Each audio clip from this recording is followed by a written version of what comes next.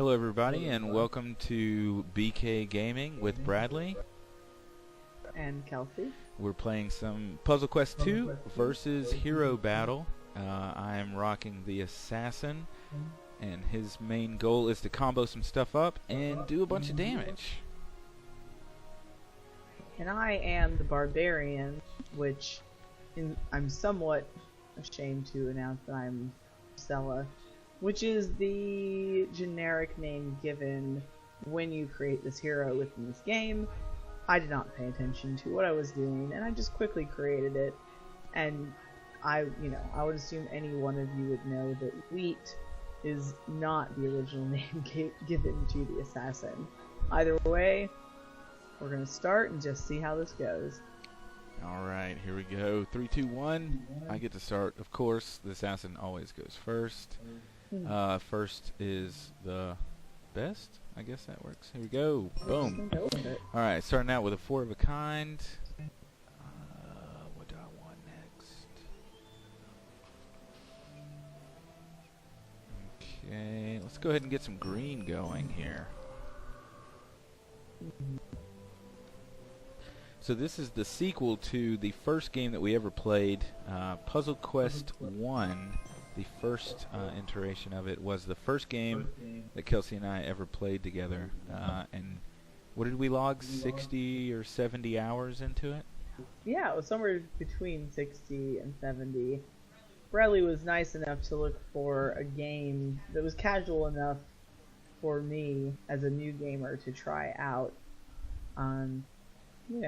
I'd certainly done my own small amount of gaming, but nothing very intense.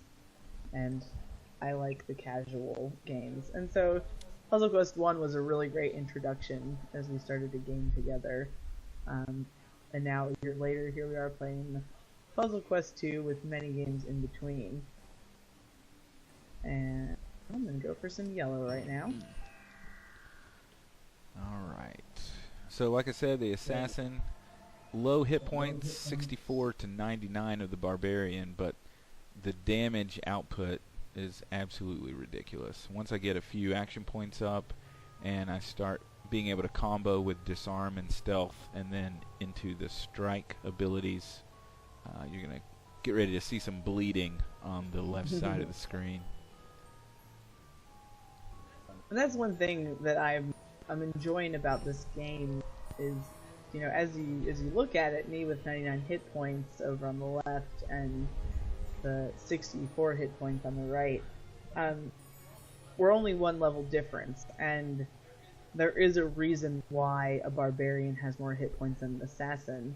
It was pretty clear as we were playing on the same level that we were evenly matched for the most part. This game is a combo of both strategy and luck, but I think that were we equivalent in hit points, I don't know that I would ever win a match together. Yeah, I mean, I don't know that the assassin will ever really get to. I mean, my guess is at level 10, the barbarian has 100 hit points. My guess is at level 50 they have 500 hit points. The assassin at the top of its class gain, I mean, it'll probably have 200 hit points or something like that, but the damage output will be so great that's where it's going to make most of its ability is going to come into comboing and doing a lot of damage. And to stay that, I'm going to get some ability points, and that's going to start my damage on the next round.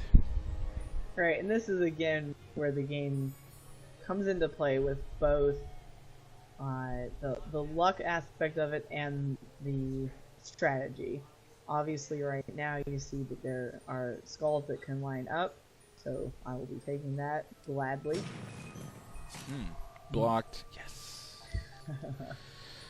Alright, so is there a 4 of a kind here? 4 of a kind and 5 of a kind get you another turn. But I don't see one on the field, so I'm going to go ahead and do the Legendary Ancient Arachna Poison. This is a damage over time spell. It does 5 damage for 7 turns, so I'm going to go ahead and get that rolling.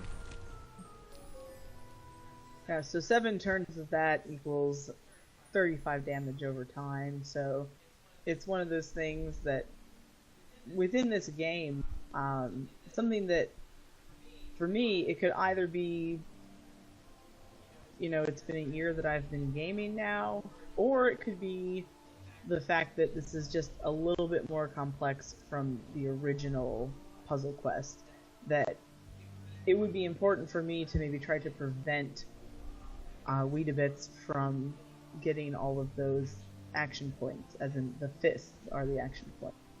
But in addition to that, I could also be trying to block purple for some of his spells. There's a lot of the colors in here that I'd be trying to block, but also trying to gain colors for myself within these gems. And so with this game, you need to decide how much you want to play the defensive or how much you want to be the offensive, which for me, I love about this game. Every game is different, every round is different. Even when we play the same characters against each other over and over, every game feels very different. Yeah. Right now, I'm going to go for the red because I need that in order to do any kind of spell that will create damage. Alright. A lot of times in this game I find that I will be focused on getting one specific color. Like right now I'm trying to get some yellow, but I will overlook really easy moves on the board. There'll be a 4 of a kind that I'm not paying attention to, or skulls that I'm not paying attention to, but in this situation I don't think that I see one of those. I'm going to go ahead and get green since I cannot get yellow. And so for me right now, going back to the first game, and what makes maybe the second game more complex, at least as far as the characters that I played in the first game and the characters I've played so far in the second, I'm able to do, if you look at the first spell on my list, Pummel. This spell causes 1 damage for every 2 red gems currently on the battle board. So I have enough to do this spell, but there are only, well, it looks like I could do 3 damage, 4 damage at most on this turn. Whereas with the first game, a lot of times the mana depended on what you had in your inventory. So on the left here where I have 8, that would be what counted as opposed to what's on the board. So you have to find a balance with the Barbarian as far as I have enough red to do the spell, and I really want to keep as much red on the board as possible. So you're not trying to build this incredible inventory of mana. At least with this character, you're trying to have just enough to cast the spell and much more on the board for that to benefit the spell. So in this case, I will probably pass on Pummel because it's really not going to benefit me. Only a few hit points against my opponent. Instead, I'm going to take a risk and I'm going to try Enrage, which will create more red on the board. And we'll just see what happens. Oh, there's a 4 of a kind. Nice. So there, I got a 4 of a kind. I get to take another turn, thankfully. And this time I will try Pummel, which will create a few more hit points against my opponent.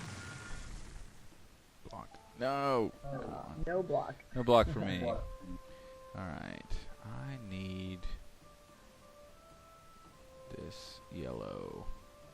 For me, it's all about, I gotta get disarm or stealth up as fast as possible and then start comboing. So, for me, I'm gonna go some yellow.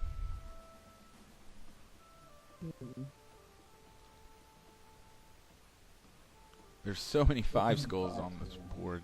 It's ridiculous. And yeah, and at the moment, none of them are useful to either of us. And this is one of those turns where I don't feel that there are any moves that are particularly useful to me. I'll just have to do something to continue the game. Although maybe just might get lucky that this will help me. Oh, ouch. That hurt. And now I'm at half health. Perfect. Crap. Okay.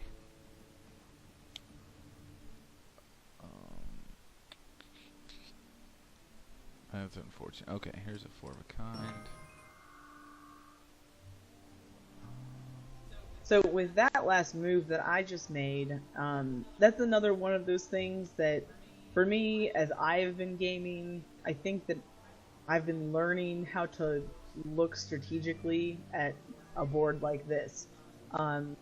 When Bradley and I first started gaming together, I was certainly not thinking as deeply as I have been with this game.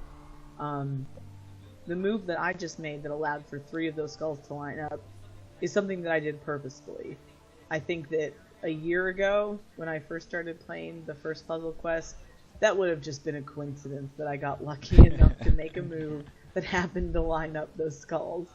So I do feel there's a little bit of pride that comes with the fact that I'm realizing these moves and actually making a move that strategically helps me and go, I did that on purpose. I was actually trying to benefit myself, and it wasn't a coincidence. Yeah, basically everything I do on the board is coincidence, and everything I do as far as spells is strategy. So I will never be the person that makes a move and chains into other moves because I've done the logic to figure it out. So if I see a 4 of a kind, I take it. If not, I figure out what to do after that. And in this case, you got a lot going on I here. got some stealth action. 1, 2, 3, 4, 6, 7, 8, 9, 10, 11, 12. 1, 2, 3, 4. All right, so here's an opportunity for the Swift Strike to do double damage. There's 24. Bam. 24. Oh, come on. Thank goodness for my Barbarian, and Tribal Ward is my spell that actually does, I need to be a little bit strategic about when I use this, because the more green gems on the board, the more defense I will have. So when I use the spell, I usually use it when I have at least 8 green gems on the board. I like to have more, but I always try to have at least 8. And so luckily that allows me to block often. At least, it's almost 50% of the time, essentially. And very unlucky for my poor opponent. I think this is game over. This really might be game over Yeah. right now. I have 3 5 skulls that I'm about to line up. So we'll just see what happens there. Nope. And I only absorbed almost none of it, so I'll take the 4 of a kind though, and then I'll take this 4 of a kind, and then I'll take this 4 of a kind. Oh man. And now it's a game again. And then I'm gonna do. I gotta keep doing damage. Got to keep doing damage. 1, 2, 3. Let's do some Stone Strike. Oh. Okay, cool. Got a 4 of a kind. There was a 4 of a kind there that I didn't take. Got a little excited. See, that's what I just get so excited. I just want to do every damaging spell that I have. Never mind those 4 of a kinds. They're not important, right? No. Who needs a second turn? Come on. Let's do some damage. Ooh, that fine Dirk. Alright, well, here we are even, and it's finally my turn. Here again, I think I'll use, for the very first time, I will use one of my weapons, the legendary Arachna Poison, which, as you may have noticed, we both have. It's kind of hard to pass this one up when you encounter it during your single-player quest because of the damage over time during every turn. There's just nothing else that you have at this point that allows for damage over time. Like I said, it's hard to pass up, so here I go. Alright. I need yellow so that I can block all of that poison damage next turn. and there's a decent amount of red on the board, so this is one of the opportunities that I would take to use Pummel. Again, I don't really like to use it.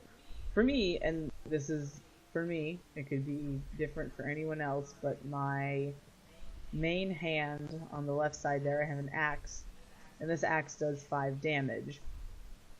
And even though I can only use it when I have enough of the fists or the action gems or points, I still like to use Pummel only when it's going to be the same or more than those action points. So I think I'll be alright here with this Pummel. 6. Plus the -5 for my wonderful dagger. Alright, is there... Nope. Alright, Stealth. It's going to use my purple mana to absorb, hopefully, most of the poison damage and anything that she decides to throw at me. Which, I gotta say, I do have this spell at the bottom called Slam. When I am playing as a single player, I will use this every chance I get. And right now, playing against him, in a video that some people may or may not see, pretty happy to use it. Even if I do kind of feel a little bit bad. But I'm going to take a lot of his mana. Oh, Resisted. I would have taken a lot of his mana down by 10 each. But it was resisted, which is maybe one of my least favorite words to see in this game is resisted. Now I'm just going to keep stacking the purple mana. Yep. And Slam is on cooldown for 4 more turns. Perfect. He got very lucky, let me tell you. So I'll just use Pummel again, because I can. It's okay. Absorbed. It's alright. I'll just keep stacking the purple mana up.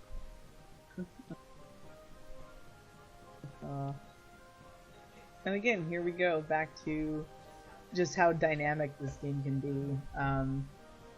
You just don't know when a spell will get resisted, and you may think you have the best plan laid out, and it just gets shot down. Alright. Uh-oh, minus 9% defense. That's rough. Okay. Oh, still your turn. Jeez. Come on. Oh, yeah. Yep, Barbaric Roar. That's a spell I just picked up recently, and so we're still getting used to the fact that I finally have a spell that if you look at the description, the very end it says it does not end the current turn. This is my first spell as the Barbarian, where when I use this, I can continue my turn, and I am just absolutely loving that. Alright, some action points. I'm already poisoned, so there's no need. Oh, she is not poisoned. How did I not notice that? Probably should get on that. Yeah. And again, I'm gonna really hope this isn't resisted, because I'm liking all the red that I'm seeing on the board. This could be GG. So I gotta try. This could be minus the 5. There it is. Game over. Game over. There you have it. Me and I still think of myself as a new gamer, so every little victory to me means something. Well, that was a good game. I mean, all these games are pretty close, which is really nice. I like that the Assassin and the Barbarian are this capable at this stage in the game, and it'll be interesting to see where they get to. Absolutely. Alright, well that's it for us. We may do some of these in the future, maybe do a best of 3 or a best of 5, and we will see you guys next time. Bye. Bye.